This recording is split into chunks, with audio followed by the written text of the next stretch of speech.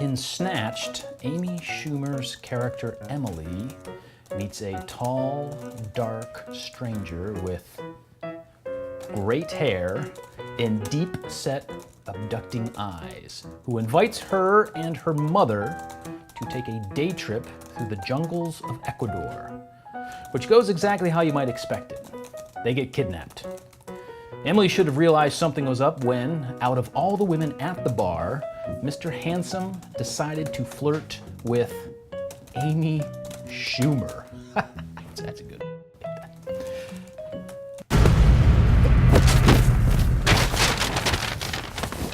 Safe word! Safe word! I forgot the safe word!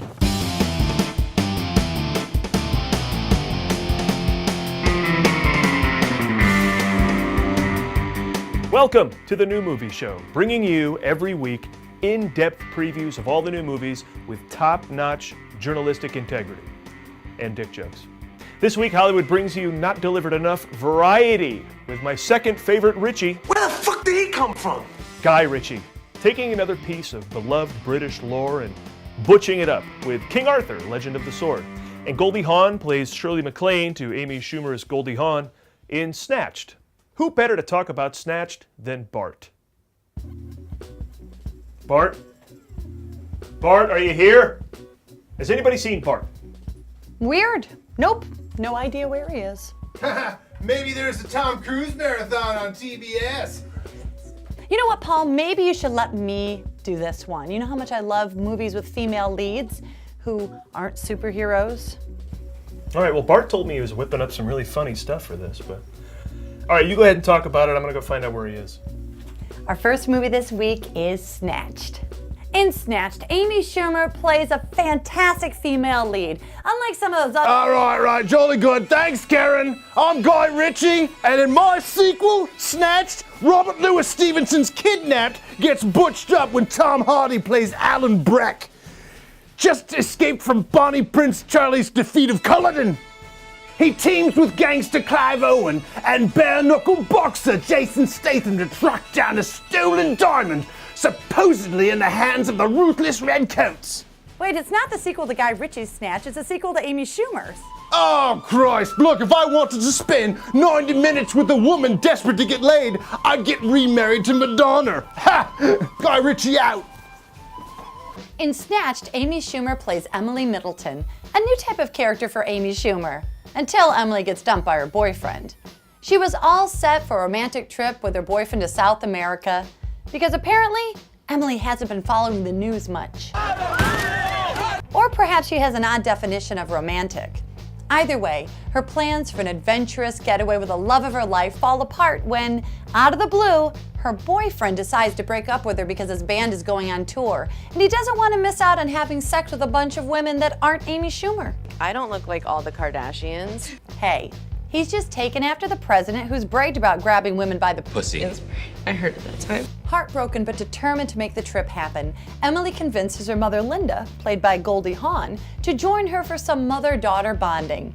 And with Ecuador in a different time zone, Linda's great at smart stuff and will be handy explaining the time change to Emily. There are 4 time zones in the United States. For instance, if you're having lunch in Chicago, it's breakfast time in California. Of course, if you're in Chicago, you wouldn't feel like breakfast if you're from California because you've just had lunch. However, those living in New York, it's dinner time while we're still eating lunch here in California. But as anyone who has logged onto the internet in the last 5 years can tell you, South America isn't quite the safest place for Americans to visit, especially for blonde Americans, who happen to be blonde American women with good credit. In a heartbeat, this film goes from silly to Sicario.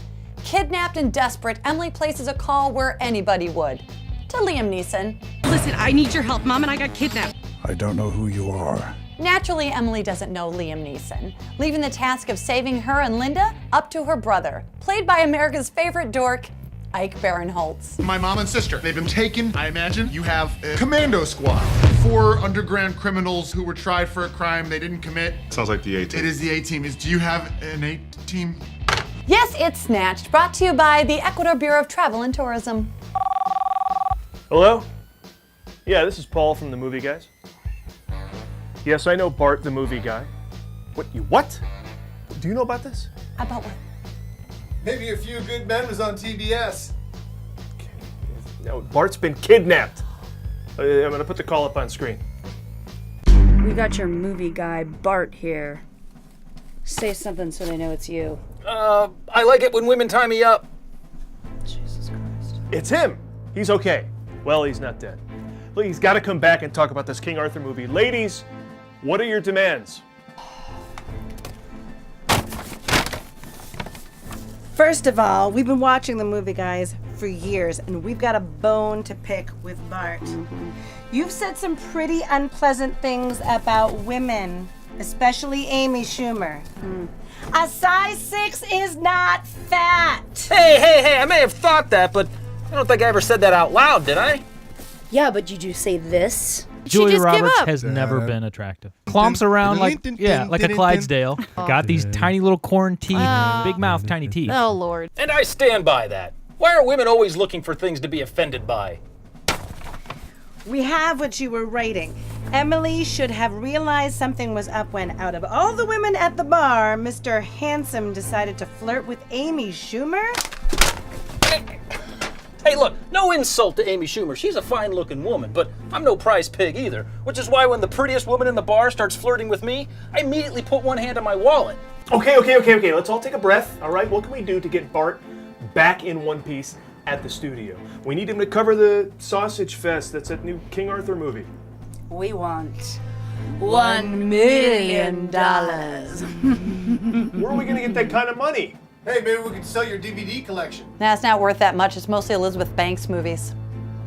Bart's on the phone with someone he claims he knows is loaded. Hey, buddy, listen. I got some girls here. They got me tied up. No. This time they want a ransom. They want $1 million. They tied you up, Bart. I would pay these women to tie me up and to do even more. Believe me, I can do whatever I want. I'm the president. I'll send you the money. I'm the best at sending money. No one sends money like me. Just ask Tiffany. So he said he's sending the money right over, okay? So, are we clear? Crystal. Okay, I'm glad we could get that worked out. Karen's excited. Now, catch a lift and get right back here. Hey, I got a joke so funny, it'll make your boobs fall off. Oops, looks like you girls have already heard it. And take that bag off his head. So this Mother's Day, go get yourself thrown in jail, threatened by foreigners, and treated like you're ugly. Or just live vicariously through this film. Happy Mother's Day! A couple of things worth pointing out in this movie. Critics are already calling Goldie Hawn's performance in this return to the big screen overboard-esque. Also, the film is produced by Paul Feig, writer and director of The Heat, Bridesmaids, and Ghostbusters 2016. You know, Paul Feig has done so much for women on the big screen. At least as much as he's done for getting them called cunts on Twitter. Our next film takes us back to the days of Excalibur! I froze your tears and made a dagger and stabbed it in my cock. Yes, 400 AD goes 300, and we now have Bart back to talk about it. Now, normally a movie about one man grabbing another man's sword wouldn't interest me at all that much. But this one looks pretty cool because it's actually about King Arthur and the legendary sword Excalibur. One of literature's great Freudian symbols comes to life when Arthur is able to pull his sword Excalibur from the earth vagina where his turgid father placed it. And ta-da, we have a new pope or something. Finally, a movie where it makes sense that everyone speaks with a British accent. I'm looking at you, Prince of Persia. King Arthur is England's greatest legend. Other British heroes had bigger victories, but none did so with a name as British as Arthur. And Arthur prepares for the Crusades by doing P90X. Did we do that back then? 8, 7, 6, 5. Having trained under Sir Billy Blanks, Arthur assembles a team of knights to take seats at the roundest table in Christendom. Camelot. Camelot. Camelot. Among the knights was Sir Jared, who was married to Arthur's daughter, who had performed the kingdom's noblest task, inheriting the land of his father. It's only a model. But will one of the kingdom's most famous characters make an appearance? Screw you, White Castle! From here, Arthur seeks revenge for his father's death and tries to assume control of the throne that is rightfully his. This will, of course, take a whole lot of slow-motion sword fighting to accomplish. While the Arthurian legend is classic fiction, turns out King Arthur here was a real guy. The real facts have been blown out of proportion in order to make him a legend, like Ronald Reagan. Now kids, this is not the movie to watch if you're trying to get out of that reading assignment for 8th grade literature. Trust me, there weren't millions and millions of soldiers fighting millions and millions of others. The Middle Ages had about 40 people total. God forbid we have hundreds of people in a battle scene when millions will do. King Arthur is directed by Guy Ritchie, director of Snatch and Sherlock Holmes. Here, Guy Ritchie reaches peak alpha male after a career filled with dick-waving contests, exploding wood, and the name Guy Ritchie. Pretty sure you can expect a lot of men speaking with accents you can't understand. Now save your breath and cure your parts. Charlie Hunnam stars. I had to look that up when searches for a third Hemsworth turned up nothing. Turns out he was the lead in Pacific Rim. Like that had leads. Leads. You could have Meryl Streep and Tom Cruise in Pacific Rim, and the stars would still be robot fighting Godzillas. The right song helps bring authenticity and an epic feel to a movie like King Arthur. Music, as much as the setting and the imagery, transports the audience in a period piece, taking them on a more subliminal journey to a world they've never known that may feel foreign, but thanks to the music, feels familiar. But when your film is set in the Middle Ages, you can't just put any music in the soundtrack. Careful consideration must go into the instruments and the modernity of the vocal arrangement, serving the delicate balance between antiquity and the sort of pulse-pounding rhythm that audiences have come to expect in a modern action movie. The soundtrack to King Arthur is no different, as it captures the spirit of a chivalrous warrior in an age of adventure, magic, and mystery. You wanted the prophecy. This is your prophecy. The man who pulled sword from stone. Behold, you're born king. That's right. As any 8th grade trapper keeper will tell you, nothing says elves and unicorn shit quite like Led Zeppelin's Babe, I'm Gonna Leave You. And there's another show. And as ever, I think I learned something. Because I see Guy Ritchie's take on these classics. Always really interesting. You never know what you're going to get. And it reminds me, I haven't read or seen a lot of these classic That's true. books or Yeah, TV same shows. here. Matt from Uncle Sherlock Holmes. I'm going to get on that this week, I think, Yeah. and watch one of those. So I was kind of inspired.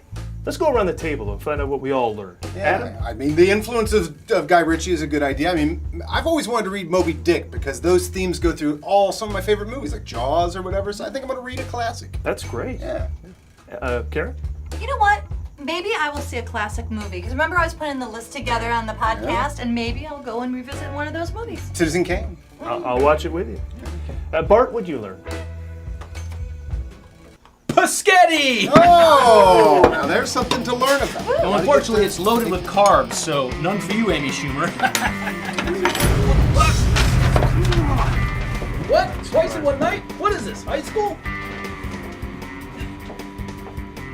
Yeah, that was a little silly. More for us. Movie guys,